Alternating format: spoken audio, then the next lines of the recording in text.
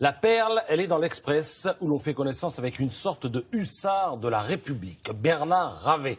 Son métier, principal de collège. Son affectation, successivement 3 collèges de Marseille, parmi les plus difficiles de la ville. Son obsession, donner une chance à tous ses élèves, quelle que soit leur origine. Il publie un livre intitulé Principal de collège ou Imam de la République aux éditions Quérault.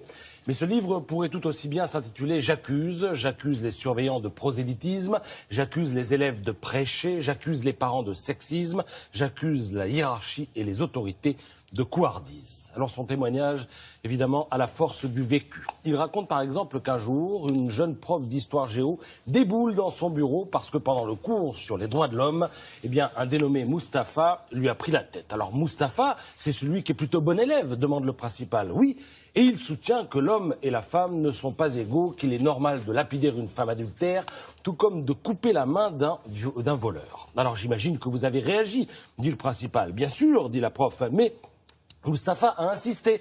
C'est comme ça dans le petit livre qu'on m'a donné à la mosquée. Alors le principal se procure le petit livre en question. En gros, c'est la charia, mode d'emploi. Et il apprend que le livre vient de la mosquée d'Abdel. Or, qui est Abdel? C'est tout simplement un surveillant du collège. Pour tout dire, c'est même le meilleur surveillant du collège, confesse le principal. Voilà.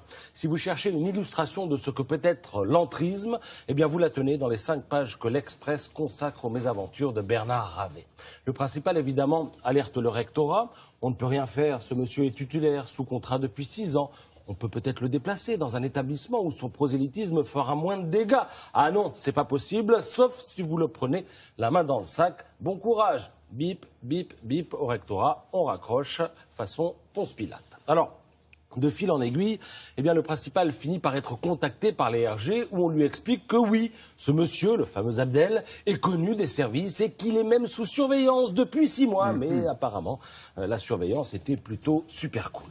Alors parfois le principal se transforme en ONG, comme le jour où il doit convaincre une famille juive de mettre son enfant dans une école confessionnelle parce qu'il sait qu'il lui est impossible de, je le cite, garantir la sécurité de l'adolescent dans son collège à 95% musulman. Pourtant, le principal a toujours fait de son mieux pour capter les meilleurs écoliers, les attirer dans son collège. Il a même créé des classes d'enseignement d'arabe.